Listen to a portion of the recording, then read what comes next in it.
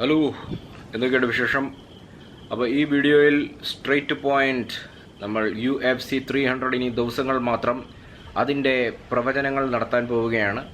അപ്പോൾ കഴിഞ്ഞ വട്ടത്തെ വീഡിയോസ് പോലെ തന്നെ ഞാൻ എന്നാൽ കഴിയുന്ന വിധത്തിൽ പ്രവചനങ്ങൾ നടത്തും. നിങ്ങളും പ്രവചനങ്ങൾ കമൻറ്റ് രൂപേണ അറിയിക്കുക. നിങ്ങൾക്ക് ഏതൊക്കെയാണോ കംഫർട്ടബിൾ ഫൈറ്റ്സ് ഉള്ളത് അത് നിങ്ങൾ കമൻറ്റ് രൂപേണ പ്രവചനം നടത്തുക. കറക്റ്റായിട്ട് പ്രവചനം നടത്തുന്ന ആളുകളുടെ പേരുകൾ കളിക്ക് ശേഷം ഞാൻ അനൗൺസ് ചെയ്യുന്നതായിരിക്കും. ഓക്കെ, തുടക്കം എന്ന രീതിയിൽ ഇത്രയൊക്കെ പോരെ.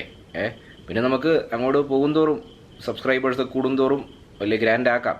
കുറച്ച് പ്ലാനുകളൊക്കെ ഉണ്ട്. ഓക്കെ, അപ്പോൾ ഞാൻ സമയം കളയാതെ തന്നെ എൻ്റെ പ്രവചനത്തിലേക്ക് പോവുകയാണ്. UFC 300.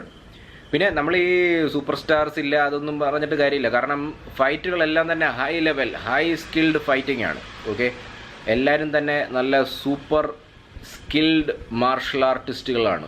ഹൈ ലെവൽ ഫൈറ്റിംഗ് ആയിരിക്കും നടക്കാൻ പോകുന്നത് UFC 300-ൽ. പിന്നെ ഈ ഫൈറ്റിംഗ് മാർഷൽ ആർട്സ് എല്ലാം പഠിക്കാൻ താല്പര്യമുള്ള ആളുകൾ വളരെ ക്ലോസ് ആയിട്ട് തന്നെ വാച്ച് ചെയ്യുക. ഇഷ്ടം പോലെ ഫൈറ്റ്സ് ഉണ്ട്. ചാകരയെന്ന് വേണമെങ്കിൽ പറയാം. ഫൈറ്റുകളുടെ ഒരു ചാകര തന്നെയാണ്.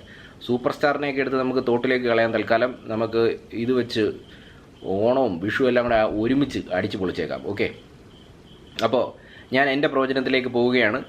അപ്പോൾ കുറേയധികം ഫൈറ്റുകളുണ്ടല്ലോ. First Alex Pereira Jamahal Hill. ഞാൻ പറയുന്നത് ജമാൽ ഹിൽ ജയിക്കും എന്നാണ്. പിന്നെ സാങ് വേലി ആൻഡ് യാൻ സിയോനാൻ, ഞാൻ പറയുന്നത് സാങ് വേലി ജയിക്കും എന്നാണ്.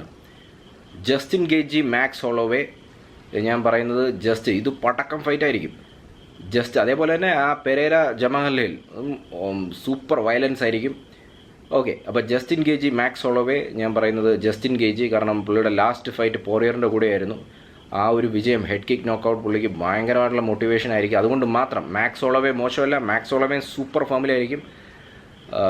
വളരെ കഷ്ടപ്പെട്ടാണ് ഈ പ്രവചനം നടത്തുന്നത്. ജസ്റ്റിൻ ഗേജി ആണ് ജയിക്കുമെന്ന് ഞാൻ പറയുന്നത്. പിന്നെ ഒലിവേറ അർമാൻ, അഗൈൻ ഭയങ്കര കഷ്ടമാണിത്.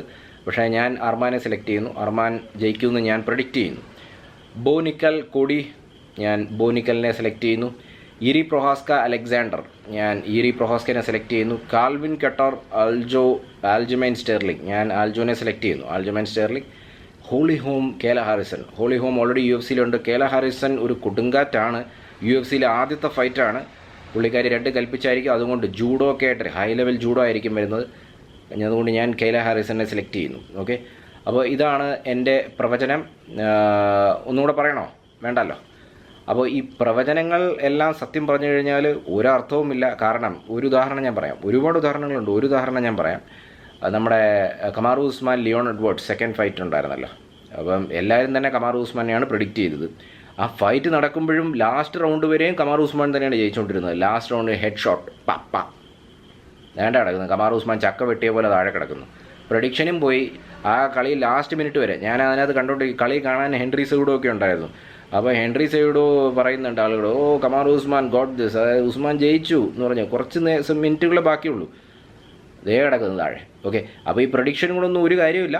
കാരണം ഒറ്റ ഷോട്ട് പോരെ. ഒറ്റ ഷോട്ടിൽ ഒരു അശ്രദ്ധ മതി, ഒരു ഇത് മതി, കളി തീർന്നു.